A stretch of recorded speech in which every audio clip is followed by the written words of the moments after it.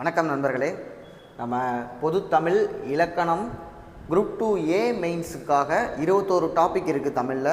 அந்த 21 டாப்பிக்குமே இலக்கணம், அதாவது நம்மளுடைய பொதுத்தமிழில் பகுதி ஆ அப்படிங்கிற பகுதியில் இருக்கக்கூடியதை 2020லேருந்து 24 வரைக்கும் இருக்கக்கூடிய 43 எக்ஸாம் 4300 கொஷின்ஸ்லேருந்து நான் டாபிக் வைஸாக பிரித்து வச்சுருக்கோம். அதைத்தான் நம்ம பார்த்துட்ருக்கோம். ஏற்கனவே நம்ம 3 டாபிக் பார்த்துட்டோம். இன்றைக்கி பார்க்க போகிறது 4வது டாபிக் உவமை. அதாவது ஒரு உதாரணமாக சொல்லக்கூடியதா, இதை சொன்னால் நம்ம அதை புரிஞ்சுக்கணும், அப்படி சொல்லக்கூடியதா இந்த உவமை. இதுலேருந்து ஒரு கொஸ்டின் அல்லது 2 கொஸ்டின். இந்த தடவை நமக்கு என்னென்னா 60 கொஸ்டின் கேட்க போகிறாங்க 21 டாப்பிக்லேருந்து. ஸோ ஒரு 3 கொஸ்டின் நம்ம வந்து எதிர்பார்க்கலாம். இதில் ரிப்பீட்டடாக சில கொஸ்டின்ஸ் கேட்டுகிட்டே இருக்காங்க. இதை நம்ம பார்த்துட்டோம் அப்படின்னோம்னா இதுலேருந்து கன்ஃபார்மாக நம்ம 3 கொஸ்டின் வந்து அடிச்சிடலாம். அத்தி பூத்தார் போல நம்ம ரெகுலர் லைஃப்பில் யூஸ் பண்ணுறதா. யாராவது ஒருத்தர் வராதவங்க வந்தாங்கன்னா என்ன அத்தி பூத்த மாதிரி இருக்கே அப்படின்னு சொல்லுவோம். அந்த அத்தி பூத்தார் போல அப்படின்னோம்னா அப்போ என்னென்னு பாருங்கள். வெகுமானம், செயற்கரிய செயல், அரிய நிகழ்வு. அப்போ அரிய நிகழ்வு, அது அத்தி எப்பயா இருந்தால் பூக்குமா, அப்போ அத்தி பூத்த மாதிரி இருக்கே அப்படிங்கிறது அரிய நிகழ்வு. அடுத்து மலரும் மனமும் போல. ஒரு மலர் இருந்ததுன்னா அந்த மலரை சுற்றி எப்போவுமே மனம் இருக்கும். நல்ல வாசம் மிக்க மலர் அப்படின்னு சொல்லி வச்சுக்கோங்க. அதுக்காக ஒரு வாசம் இல்லாத மலர் என்ன பண்ணுறது, டி ராஜேந்தர் பாடல் இருக்கு அப்படின்னு கேட்கக்கூடாது. அது வாசமுள்ள மலர், ரெண்டும் ஒன்றா சேர்ந்துருக்கும்ல. அப்போ இதுக்கு என்னன்னா நட்பு சொல்லலாம். அதை விட கரெக்டான மேட்ச் அப்படின்னு பார்த்தோம்னா ஒற்றுமை. இப்போ இந்த இடத்துல தான் நம்ம தப்பு பண்ணுவோம். என்னன்னா ப்ராக்டிஸே பண்ணாமல் இருக்கோம்னு வச்சுக்கோங்க. ஸ்ட்ரைட்டாகவே எக்ஸாம்பிள் போனோம்னா மலரும் மனமும் ஒரு நட்போ இருக்கும்போது சொல்லி நட்பு போட்டுருவோம். ஆனால் ஆன்சர் என்னன்னா ஒற்றுமை. ரெண்டுமே ஒற்றுமையாக இருக்கும். மலரும் மனமும் ஒன்றா சேர்ந்துருக்கும் அப்படிங்கிறதுனால ஒற்றுமை. அடுத்து பாருங்க, எலியும் பூனையும் போல. இப்போ எப்படி இங்கே வந்து ஆப்ஷன்ஸ் இருக்கு பாருங்க. நட்பு, பகைமை, வேற்றுமை, ஒற்றுமை. அதே மாதிரியே ஒற்றுமை, வேற்றுமை, ஏமாற்றம், நட்பு. கிட்டத்தட்ட ஆப்ஷன்ஸ் வந்து க்ளோஸாக இருக்கும். எலியும் பூனையும் என்ன பண்ணோம், எப்போ பார்த்தாலும் சண்டை போட்டுக்கிட்டே இருக்கும். அப்போ அவங்களுக்குள்ள இருக்கக்கூடியது வேற்றுமை. எலியும் பூனையும் போல அப்படின்னம்னா வேற்றுமையாக இருக்குது. என்னடா எப்போ பார்த்தாலும் எலியும் பூனை மாதிரி சண்டை போட்டே இருக்கீங்களே, ஒரு வீட்டில் வந்து அண்ணன் தம்பி 2 பேரோ இல்லை அக்கா தங்கச்சியோ அடிச்சுட்டே இருந்தாங்க அப்படின்னம்னா எலியும் பூனை மாதிரி எப்போ பார்த்தாலும் அடிச்சுட்டே இருக்காங்களே அப்படிம்பாங்க. அது வேற்றுமை. அடுத்து பார்த்தீங்கன்னா இலவு காத்த கிளி போல. இலவு காத்த கிளி அப்படிங்கிறது நம்ம தலைநகரம் படத்தில் வடிவேல் சார் காமெடியில் பார்த்துருப்போம். இலவு காத்த கிளி அந்த கதையை சொல்லியிருப்பாரு. ஏமாற்றம். ஏன்னா இலவ மரத்தில் பச்சை பசேர்னு அந்த இலவங்காய் இருக்கும், அது பழுத்துரும், அதை சாப்பிடலான்னு அந்த கிளி காத்துக்கிட்டே இருக்கும். ஆனால் அது என்ன ஆகும், காஞ்சி போய் பஞ்சா தான் வெடிச்சு வெளியே வரும். அதுக்கு பேர் தான் இலவு காத்த கிளி. அது ஏமாற்றம், ஏமாந்து போகிறது. அடுத்தது பசுமரத்தாணி போல. பசுமரத்தாணி நமக்கு குழந்தையிலேயே சொல்லி கொடுத்துருப்பாங்க. நம்ம வந்து சின்ன வயசுலேயே படித்தோம்னா அது வந்து எப்படின்னா பசுமரத்தில் நல்ல பச்சை பசேன்னு இருக்க மரத்தில் ஆணி அடித்தா நம்ம அடிக்கவே தேவையில்ல, லைட்டாக வச்சு ஒரு தட்டுனாலே உள்ளே இறங்கிடும். அதே நம்ம வந்து காஞ்சி போன மரத்தில் ஆணி அடிக்கணும்னா சுத்தியில் வச்சு நம்ம அடிச்சுக்கிட்டே இருக்கணும். இப்போ பசுமரத்தாணி போல் அப்படின்னா எளிதில் மனத்தில் பதிதல், ஈஸியாக நமக்கு வந்து பதிஞ்சிரும். அத்தி பூத்தார் போல ரிப்பீட் ஆயிடுச்சா, அரிய செயல், அரிதாக. ஆனால் ஆப்ஷன் அங்கே பாருங்க, இங்கே இந்த இடத்துல அத்தி பூத்தார் போலங்கிறது அரிய நிகழ்வு. இங்கே வந்து அதே அத்தி பூத்தார் போல அரிதாக. அப்போ அரிதாக இருக்கு, அதாவது நமக்கு என்னது ரொம்ப ரேராக இருக்கக்கூடியது. ரிப்பீட் ஆகுது பாருங்க. அடுத்து கடலில் கரைத்த பெருங்காயம். இது புதுசாக இருக்கு. கடலில் கரைத்த, கடல் எவ்வளோ பெருசு இருக்கு, அதில் கொண்டு போய் பெருங்காயத்தை கரைச்சோம்னா கரைச்சதுக்கான எவிடன்ஸே இருக்காது இல்லையா. அப்போ பயனின்மை, அது வேஸ்ட்டுங்க. கடலில் கரைச்ச பெருங்காயம் மாதிரி வீணா போச்சு அப்படிங்கிறது பயனின்மை, எந்த பயனுமே கிடையாது. ஒரு டம்ளருக்குள்ள பெருங்காயத்தை கரைச்சோம்னா அது ஒரு யூஸ் இருக்கு. கடலில் கரைச்சா என்னது இருக்க போகுது. அடுத்தது பாருங்க, திருவள்ளுவரின் புகழை டேஸ் உலகமே அறிந்துள்ளது. திருவள்ளுவரோட புகழ் உலகம் எப்படி அறிஞ்சிருக்கு, எப்படி தெரிஞ்சிருக்கு. அவருடைய திருக்குறளை பல மொழிகளில் நம்ம வந்து மொழிபெயர்த்திருக்கோம். எல்லா நாடுகளுக்குமே ஆல்மோஸ்ட் திருக்குறள் பற்றி தெரிஞ்சிருக்கோம். அப்போ அதுக்கு என்னன்னா குடத்துள் இட்ட விளக்கு. குடத்துக்குள்ள விளக்க போட்டிங்கன்னா யாருக்கா தெரியுமா, தெரியவே தெரியாது. உள்ளங்கை நெல்லிக்கனி போல. உள்ளங்கையில் நெல்லிக்கனி இருக்கு அப்படின்னம்னா பார்த்த உடனே பக்குன்னு தெரியும்ல, ஏன்னா நெல்லிக்காய் உள்ளங்கையில் இருக்கு. அப்போ உள்ளங்கை நெல்லிக்கனி போல உலகமே அறிந்துள்ளது. பசுமரத்தாணி போல இதுக்கு வராது. கண்ணை இமை காப்பது போல அது வராது. அடுத்தது பாருங்க, மழை காணா பயிர் போல. ஒரு பயிர் இருக்கு, அந்த பயிருக்கு மழையே இல்லை அப்படின்னம்னா வாடி போயிடும். இப்போ வள்ளலார் சொல்லுவார்ல, வாடிய பயிரை கண்ட போதெல்லாம் வாடினேன் அப்படின்னு சொல்ற மாதிரி. அப்போ மழை காணா பயிர் சோகத்தில் இருக்கும். ஏன்னா அந்த பயிருக்கு மழை நீர் ரொம்ப ரொம்ப அவசியம். அது இல்லைன்னா சோகத்துக்கு உதாரணமாக சொல்லுவான், என்னப்பா மூஞ்சி வாடி போயிருக்கு, ஏன் சோகமாக இருக்கீங்க, மழையை பார்க்காத பயிர் மாதிரி மூஞ்சியை தொங்க போட்டிருக்கே அப்படிங்கிற மாதிரி சோகத்துக்கு வந்ததை வந்து உதாரணமாக சொல்கிறாங்க. குன்றேறி யானை போர் கண்டற்றாள். இது திருக்குறள். குன்றேறி யானை போர் கண்டற்றால் தம் கைத்தொன்று உண்டாக செய்வான் வினைன்னு வள்ளுவர் சொல்றாரு. அதாவது தன்னுடைய கையில ஒரு பொருளை வச்சிருந்து, உன் கையிலேயே ஒரு 10 லட்சம் இருக்கு, அதை வச்சு ஒரு தொழில் தொடங்குற. அது எப்படிப்பட்டதுன்னா குன்றேறி யானை போர். குன்றனா ஒரு மலை, அந்த மலை மேலே ஏறி நின்று யானை போர் செய்கிறத பார்க்குறீங்க. இதில் என்னன்னா யானை போர்னு சொல்லும் பொழுது நீங்கள் மலை உச்சியிலேருந்து பார்த்தாலும் யானை போரை நீங்கள் தெளிவாக பார்க்க முடியும். யானை உருவத்தில் பெருசு. அதே நேரத்தில் அந்த போர்னால உங்களுக்கு எந்த பிரச்சனையும் வராது.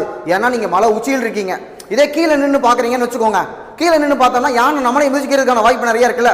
அப்போ அது வந்து என்னன்னா ஒரு இன்செக்யூர். இல்லை கீழே நின்று நம்ம மேலே இருக்கோம், அது வந்து ஒரு எறும்புகளுக்கு உள்ள இருக்கிற போர்னு வச்சுக்கோங்க, மேலே இருந்து பார்த்தா ஒன்றுமே தெரியாது. அப்போ குன்று மேலே இருந்து யானை போரை பார்க்கறது அப்படிங்கிறது எப்படிப்பட்டதுன்னா ஒரு பாதுகாப்பாக இருக்கக்கூடியது. உங்களுக்கு எந்த பிரச்சனையுமே இல்லை, நீங்கள் போரையும் பார்க்க முடியும், நீங்கள் சேஃபாகவும் இருக்கலாம். அப்போ குன்றேறி யானை போர் கண்டற்றால் அப்படின்னா பாதுகாப்பு. அடுத்தது பாருங்க, விழலுக்கு இறைத்த நீர். இப்போ நம்ம சொல்லுவோம் உனக்கு பண்ணுறது விழலுக்கு இறைத்த நீர், அந்த கடலில் கரைச்ச பெருங்காயம் மாதிரி தான் விழலுக்கு இறைத்த நீர் அப்படின்னு சொல்லி சொல்லுவாங்க. விழல் என்றால் ஒரு வகையான புல். அந்த புல்லுங்கிறது ஒரு களைப்புல், களைச்செடி. அதுக்கு தண்ணி இறைச்சிங்கன்னா அதனால உங்களுக்கு என்ன வரப்போகுது? ஒரு நெல்லுக்கு நம்ம ஏதாவது கொடுத்தோம்னா நெல் விளைஞ்சு வரும் சொல்லலாம். ஒரு களைச்செடிக்கு கொடுத்து என்ன ஆக போகுது? விழலுக்கு நீர் இறைத்தா அது பயனில்லாத செயல்பா, எந்த யூஸுமே இல்லை. அப்போ அதை தான் என்ன சொல்கிறாங்க, விழலுக்கு இறைத்த நீர் போல் அப்படின்னம்னா பயனற்ற செயல். அடுத்தது மடை திறந்த வெள்ளம் போல். எல்லாம் ஒரு தண்ணி அணைக்கட்டில் அடைச்சி வச்சிருக்கோம், டப்புன்னு ஷட்டரை தூக்குனா அடிச்சு அப்படியே பயங்கரமாக வெளியே வரும் இல்லையா?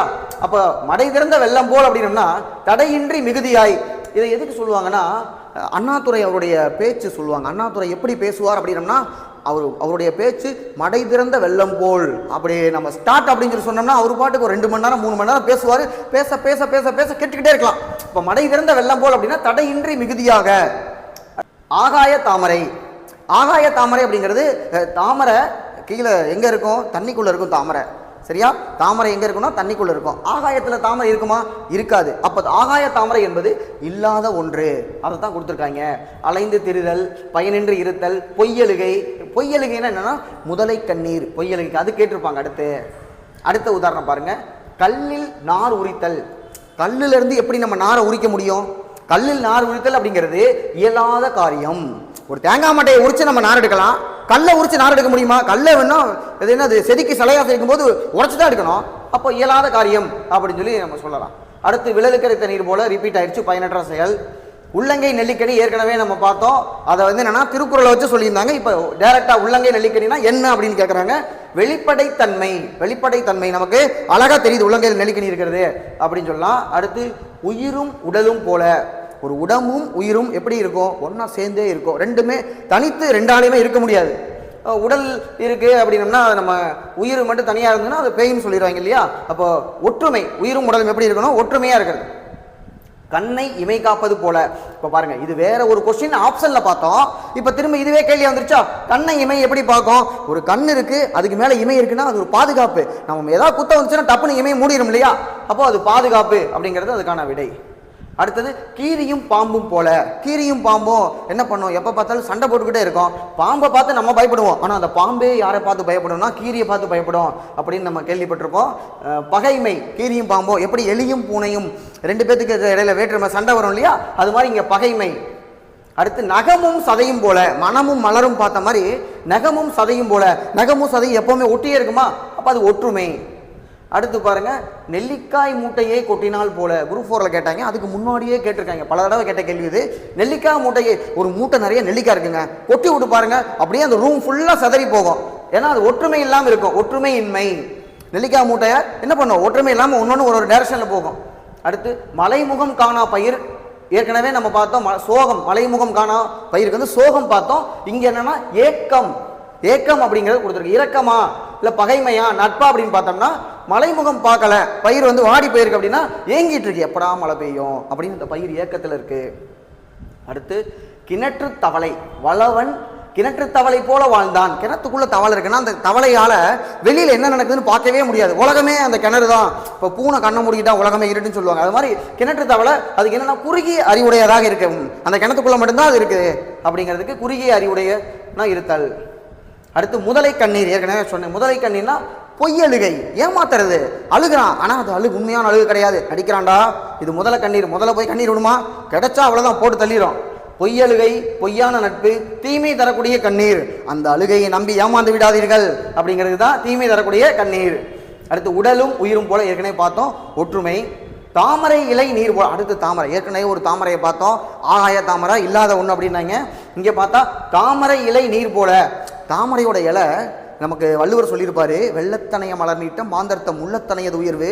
வெள்ளம் எவ்வளவு உயரமாக ஆகிறதோ அதுக்கு மேலே நிற்கும் தாமரைப்பூ. அப்போ அந்த தாமரையோட இலையில பார்த்தீங்கன்னா நீர் ஒட்டவே ஒட்டாது. அப்போ பற்றுதல் இன்றி தண்ணி இலை மேலே ஒட்டாமல் இருக்கு, ரெண்டுக்குமே பற்று இல்லை, பிடிக்கல. அப்போ தாமரை இலை நீர் போல அப்படின்னு பார்த்தா பற்று இல்லாமல் இருப்பது. அடுத்து கல்லில் நார் உறுத்தல் ஏற்கனவே பார்த்தோம், ரிப்பீட்டடு, இயலாத செயல். அடுத்து பார்த்துங்க, தவறான ஓமை இணையை தேர்ந்தெடுக்க அப்படின்னு 4 கொடுத்து எது தவறாக இருக்குன்னு கேட்டிருக்காங்க. அப்போனா நமக்கு என்னன்னா 3 சரியா இருக்குன்னு நமக்கு தெரிஞ்சிருக்கணும். இந்த கேள்வியில் 4 கேள்வி ஒன்றா சேர்ந்து வந்துருச்சா. பசுமரத்தாணி எளிதில் மனத்தில் பதிதல் ஏற்கனவே பார்த்தோம். மடை திறந்த வெள்ளம் போல தடையின்றி அப்படிங்கிறது நம்ம பார்த்தோம், அதுவும் சரியான ஒன்று தான். கீரியும் பாம்பும் நம்ம ஏற்கனவே கேட்டிருந்தாங்க, அதையும் பார்த்தோம். கீரியும் பாம்புனா என்னன்னா 2 பேர் சண்டை போட்டுக்குவாங்க, வேற்றுமையாக இருக்கும், பகைமை இருக்கும், அதெல்லாம் சொல்லலாம். இங்கே ஒற்றுமைங்கிறாங்க, கீரியும் பாம்பு ஒற்றுமையாக இருக்கும். அப்போ இது தவறான ஒன்று. விழலுக்கு இறைத்த நீர் போல பயனற்ற செயல், அது சரியான ஒன்று. அடுத்து பாருங்க, இடி விழுந்த மரம் போல. இடி விழுந்த மரம், மரத்து நல்லா பச்சை பசைன்னு மரம் இருக்கும், இடி விழுந்ததுன்னா அவ்வளோதான், கருகி போயிடும். அப்போ கருகி போன மரத்துக்கு துன்பத்தில் தான் இருக்கும். துன்பம், முறிதல், அழிதல், கருகுதல். நம்ம என்ன போடுவோம், இடி விழுந்த மரம்னா கருகி போயிருக்குமே, அப்போ கருகுதல்னு போட்டு. கருகுனா என்ன, உதாரணமாக எதுக்கு சொல்கிறாங்க, ஏன்டா இடி விழுந்த மரம் மாதிரி இருக்க அப்படின்னு கேட்டால், இடி விழுந்த மரம் எப்படி வந்து அது பட்டு போயிருக்குமோ அது மாதிரி துன்பத்தில் இருக்கவனா உதாரணமாக சொல்கிறாங்க. உள்ளங்கை நெல்லிக்கனி ஏற்கனவே பார்த்தோம், வெளிப்படைத்தன்மையாக. கிணறு வெட்ட பூதம் கிளம்பியது போல, இது சரியான உதாரணம். ஏதாவது ஒன்று நம்ம பண்ணுவோம், அதை பண்ணும்பொழுது நம்ம நல்லதுக்காக பண்ணுவோம். நம்ம நல்லதுக்காக பண்ணும்போது அங்கே என்ன ஆகுனா ஒரு தப்பு நடந்துடும். வள்ளுவர் திருக்குறளையே சொல்லியிருப்பார், என்னன்னா நன்றாற்றல் உண்டும் தவறுண்டு அவரவர் பண்பறிந்து ஆற்றா கடை அப்படிம்பாரு. நீ ஒருத்தனுக்கு நல்லது பண்றதுலையுமே தப்பு இருக்கு ராஜா, நீ நினைச்சுக்குவ ஒருத்தனுக்கு நல்லது பண்றேன்னு சொல்லிட்டு, ஆனா என்னன்னா அவன் அதை தப்பா புரிஞ்சுக்குவான். சரியா? அப்ப இங்க என்னன்னா இதுல என்ன உவமையில கேட்கறாங்கன்னா, கிணறு வெட்டுறீங்க, ஏன் கிணறு வெட்டுறீங்க, தண்ணி இல்ல, கிணறு வெட்டினோம்னா தண்ணி வரும்னு நினைக்கிறோம். ஆனா உள்ளுக்குள்ள பூதம் வந்துருச்சுன்னா, அட பாருங்களா தண்ணிலாம் கூட இருந்துக்கலாம்டா, இந்த பூதத்தை எப்படி சமாளிக்கிறது அப்படின்னு இருக்கும்ல. அப்ப எதிர்பாரா நிகழ்வு, அதுதான் கிணறு வெட்ட பூதம் கிளம்பியது போல. அடுத்து பாருங்க, நிலவும் வானும் போல. நம்ம கவியரசு கண்ணதாசனுடைய பாடல், பரமசிவன் கழுத்திலிருந்து பாம்பு கேட்டதாம் அப்படின்னு இருக்கும். நீயும் நானும் சேர்ந்திருந்தோம் நிலவும் வானும் போல. நீ வந்து நீ வளர்ந்ததுனால நான் வந்து எப்படி நிலவு மாதிரி நான் தேஞ்சு போயிட்டேன் அப்படின்னு கண்ணதாசன் அவருடைய நண்பர் யாரோ ஒருத்தர் வச்சு சொன்னதா சொல்றாங்க. சரியா? அப்போ நிலவும் வானும் போல அப்படிங்கிறது ஒற்றுமை. 2 பேர் ஒற்றுமையா இருக்கணும். நிலவும் வானும் போல, நிலம் இருக்கு வானம் இருக்கு, எப்போ ஒன்னாவே இருக்காங்கப்பா, அது மாதிரி ஒற்றுமையா இருங்கப்பா அப்படின்னு சொல்லி. ஆனா இதைத்தான் கண்ணதாசன் என்ன பண்ணிட்டாரு, மாத்திட்டாரு. நான் தேஞ்சுக்கிட்டே இருக்கேன்ப்பா நிலா மாதிரி நான் அப்படின்ட்டாரு. அடுத்து முதலை கண்ணீர் பொய்யலுகை ஏற்கனவே பார்த்துட்டோம். எலியும் பூனை பகைமை ஏற்கனவே பார்த்துட்டோம். மலைமுகா காணா பயிருக்கு ஏற்கனவே 2 வேற விளக்கம் கொடுத்தாங்க. இங்க என்ன கொடுக்குறாங்கன்னா நீண்ட நாள் காணாமல் ஏங்குவது, ஏக்கம் பார்த்தோமா, சோகம் பார்த்தோம், அடுத்து ஏக்கம் பார்த்தோம். ஏற்கனவே நமக்கு தெரியும். அப்ப மலைமுகம் காணாத பயிருக்கு ஏக்கம். அடுத்து கண்ணினை காக்கும் இமை போல. ஏற்கனவே நம்ம கண்ணினை இமை பாதுகாப்பது, பாதுகாப்பு அப்படின்னு பார்த்தோம். கண்ணை இமை பாதுகாப்பது, இங்க என்ன கொடுத்துருக்காங்க, பேணல். அப்படிதான் அவங்க வந்து பேணி பாதுகாக்க வேண்டும். கண்ணை இமை பாதுகாப்பது போல கண்ணே நான் உன்னை பாற்றுக்கொள்வேன் அப்படின்னு சொல்லி சொல்றாங்க இல்லையா. பழைய காலத்துல படத்துல அந்த மாதிரி டைலாக் இப்பெல்லாம் வராது. விழலுக்கு இறைத்த நீர் போல பயனற்ற செயல் ஏற்கனவே நம்ம பார்த்தோம். நகமும் சதையும் போல நட்பு, நகமும் சதையும் போல ஒற்றுமையா இருக்கணும். நம்ம அது வந்து நட்புன்னு சொல்லியிருக்காங்க, ஒற்றுமையும் சொல்லலாம். சரியா? ஆனா இங்க நகமும் சதைக்கு நட்பு அப்படின்னு சொல்லியிருக்காங்க. நகமும் சதையும் போல நம்ம ஒன்னாவே இருக்கணும். காணல் நீர், காணல் நீர் அப்படின்னம்னா மிரேஜ் அப்படிமோ சயின்ஸில். நம்ம காணல் நீர் அப்படின்னா தூரத்தில் தண்ணி இருக்கிற மாதிரி தெரியும். நம்ம தார் ரோட்டில் போகும்போது தூரத்தில் பார்ப்போம் தண்ணி ஏதோ தேங்கி நிற்கிற மாதிரி இருக்கும், ஆனால் அங்கே தண்ணி இருக்காது. அது எதனால் தோன்றுகிறது என்றால் சயின்ஸில் ஃபிசிக்ஸில் டோட்டல் இன்டர்னல் ரெஃப்ளெக்ஷன், அதாவது முழு அக எதிரொலிப்பு அப்படின்னு ஒரு டாப்பிக்கில் நம்ம பார்ப்போம். அந்த முழு அக எதிரொலிப்புனால தான் காணல் நீர் தோன்றுகிறது. அது சயின்ஸு. நமக்கு இங்கே அறிவியல் பூர்வமாக இல்லாமல் இலக்கிய ரீதியாக பார்த்தோம்னா காணல் நீர் அது இருக்கிற மாதிரி தோணுது, ஆனால் இல்லைப்பா. ஒரு ஒரு புது கவிதை சொல்லுவாங்க, காணல் நீர் என்று தெரிந்த பின்னும் தாகத்தோடு நான்.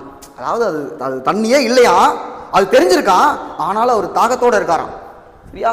அடுத்து அறிஞர் அண்ணாவின் மேடை பேச்சு மடை திறந்த வெள்ளம் போல். சொன்னா மடை திறந்த வெள்ளத்துக்கு அண்ணாவுடைய பேச்சு தெளிவாக இருக்கும், சீரான பேச்சு.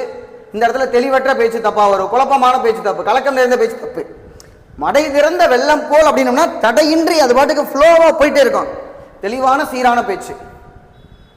அடுத்து மலைமுகம் காணா பயிர் போல. ஏற்கனவே நம்ம பார்த்துருக்கோம், ஏக்கம் சோகம்ங்கிறது நம்ம பார்த்துருக்கோம். இதில் என்ன இருக்கு, வறட்சி, வாட்டம், துன்பம் இதெல்லாம் வருது. செழிப்பா இருக்குமா, மலைமுகம் காணா பயிர் செழிப்பா இருக்குமா, வாய்ப்பே கிடையாது. மகிழ்ச்சியா இருக்குமா, அதுக்கும் வாய்ப்பு இல்லை. மழை வெயில் அதுவும் வாய்ப்பு இல்லை. சரியா? இப்போ இந்த இடத்துல வறட்சியா இருக்கு, வாட்டமா இருக்கு, துன்பமா இருக்கு. அடுத்தது பாருங்க, ஒரு வித்தியாசமான ஒன்று. பழம் நழுவி பாலில் விழுந்தது போல. பழம் நழுவிருச்சு, அது கீழே விழுந்துருச்சுன்னா வடை போச்சே அப்படின்னு நம்ம வந்து வடிவேலு வடையை கசக்கி தூக்கி போடுற மாதிரி வடை போச்சேன்னு சொல்ற சம்பவம் கிடையாது.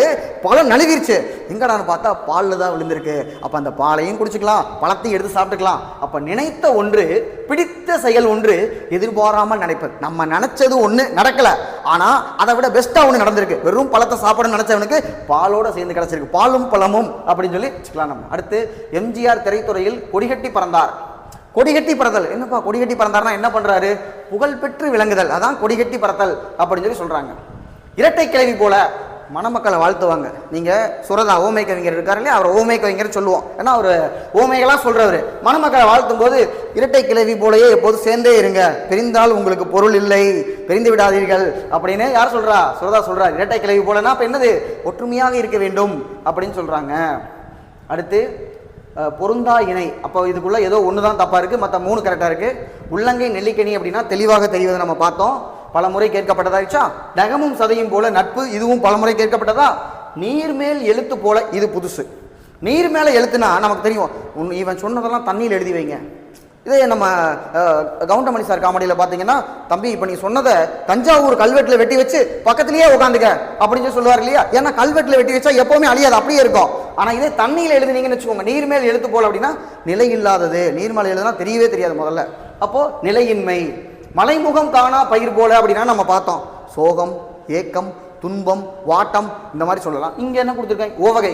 உவகைனா சந்தோஷமா இருக்க போறீங்க, மலைமுகம் காணா பயிர்னா ஏக்கம் துன்பம் தான் வரும். அப்ப இது தவறான ஒன்று.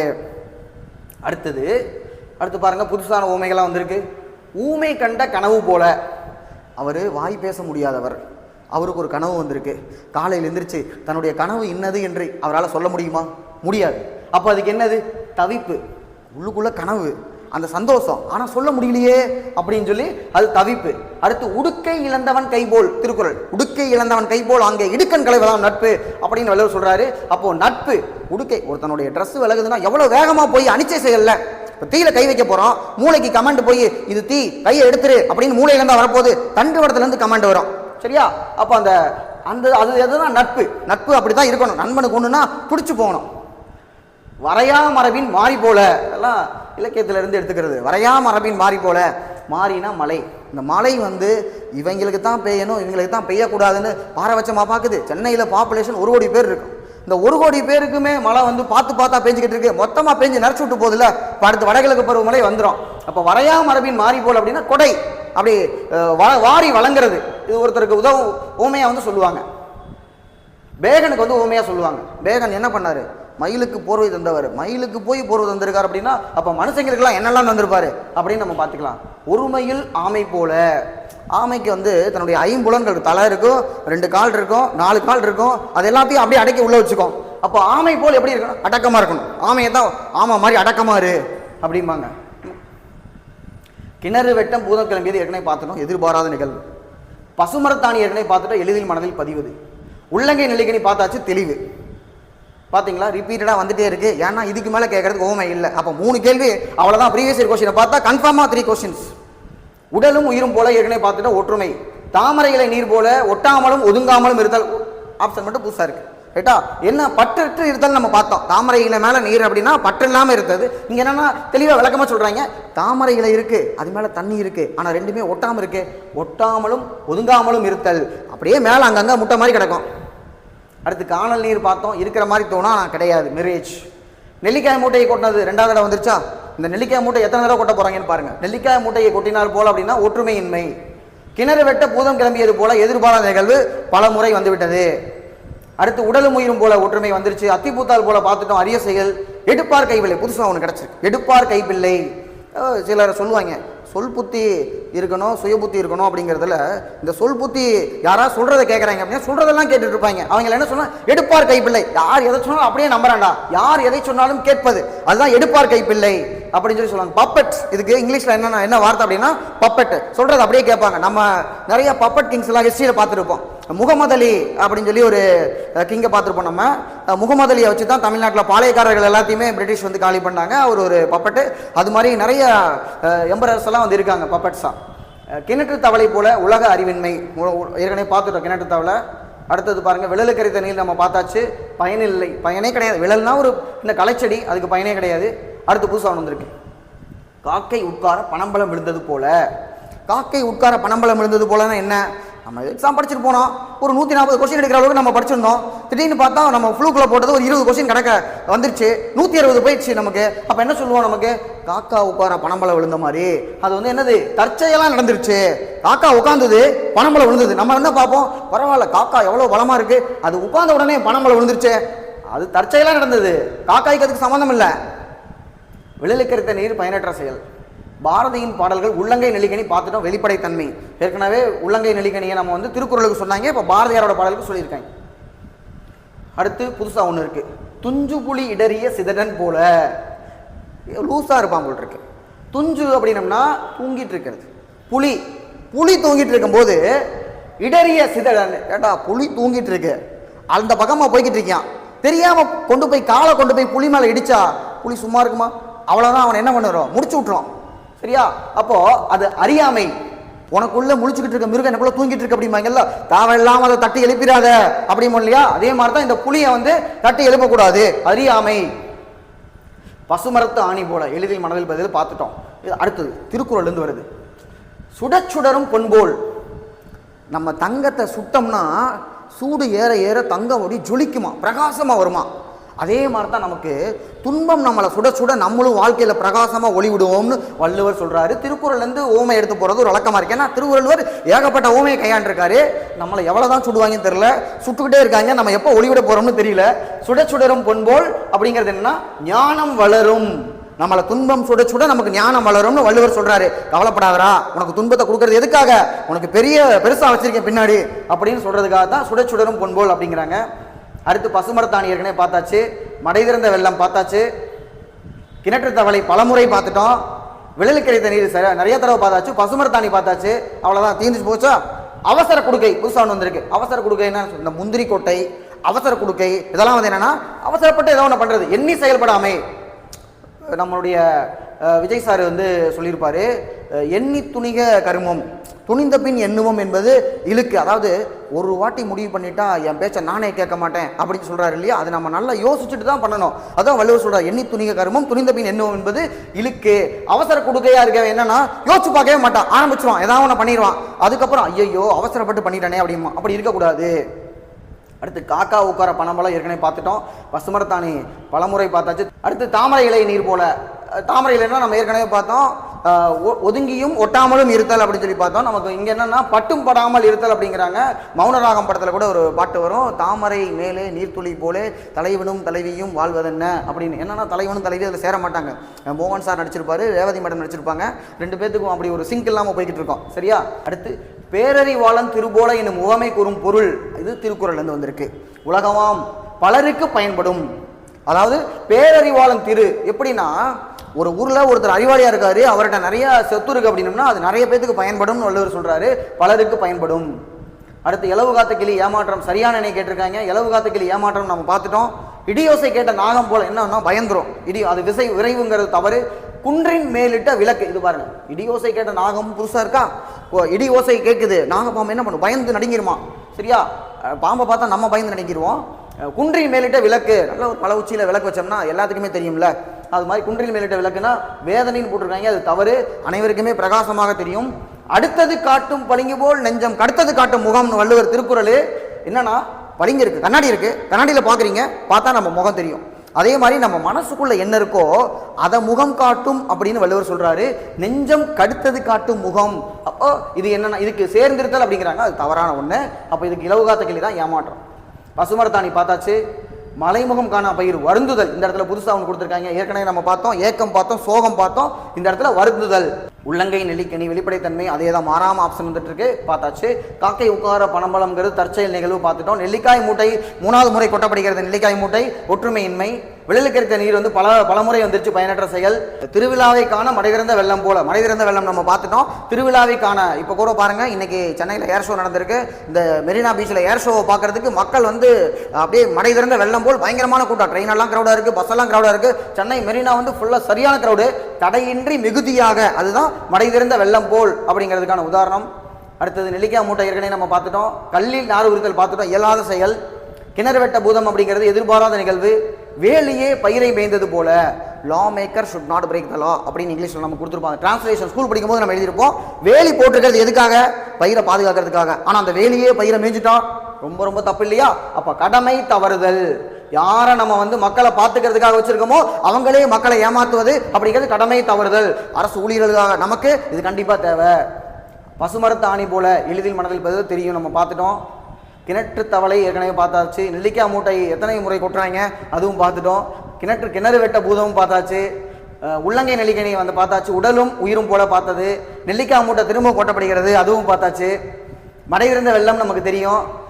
அடுத்து என்ன இருக்கு? உள்ளங்கை நெல்லிக்கனி போல பார்த்தது தான் நமக்கு. காக்கை உட்கார பனம்பழம். கொடிகட்டி படத்தில் நம்ம எம்ஜிஆருக்காக சொன்னாங்க, புகழ்பெற்று விளங்குதல். ஆகாய தாமரை எப்பயோ கேட்டது, ஒரு 3 வருஷத்துக்கு முன்னாடி கேட்டது, திரும்பி கேட்குறாங்க பாருங்க. இல்லாத ஒன்று ஆகாய தாமரை. எடுப்பார் கைப்பிள்ளையும் முன்னாடி கேட்டது, சொல்பவர் பேச்சை கேட்டு நடப்பவர். சரியா? அப்ப யார் என்ன சொன்னாலும் நம்புவர் அங்க இருந்தது. இங்க சொல்பவர் பேச்சை கேட்டு நடப்பவர் அப்படிங்கிறது எடுப்பார் கைப்பிள்ளை. Repeated question. விழலு கரைத்த நீர் போல பயனற்ற செயல். யானை புக்க புலம், இது புதுசா வந்திருக்கா? இந்த யானை புக்க புலம் அப்படிங்கிறது என்னன்னா புறநானூர்ல இருக்கக்கூடியது. அதாவது நமக்கு யானைக்கு சாப்பாடை நல்லா வேக வச்சு உருட்டி உருட்டி கொடுத்தோம்னா நிறைய சாப்பிடும். அதே யானையை யானை போய் சாப்பிட்டுக்கோன்னு சொல்லி சொன்னோம்னா அந்த யானை தும்பிக்கையில நெல்லை பிச்சு சாப்பிட்றதுக்கு காலில் மிதிச்சு வயல பூரா அழிச்சு விட்டுரும். அப்ப அது என்ன? வீணா போறது. யானை புக்க புலம் என்பது வீணாக்குதல். இது புதுசா இருக்கா? புறநானூற்று பாடல். இந்த பாடலை எழுதியவர் அப்படின்னு சொல்லி யாருன்னு பாத்தீங்கன்னா பிசிராந்தையார். கல்லின் நாறு உரித்தல்னா இயலாத செயல் பார்த்துட்டோம். பசுமரத்தாணி மனதில் பதிதல். ஆகாய தாமரை ரிப்பீட்டடு. அவளை நினைத்து உரலை இடித்தல், புதுசா ஒன்று கேட்டிருக்காங்க. அவளை நினைத்து உரலை இடித்தல். உள்ளுக்குள்ள அவள் இருக்குன்னு நினைச்சுதான் நம்ம இடிக்கிறோம், ஆனா அது வெறும் உரல். அது அப்ப எப்படி இருக்கும்?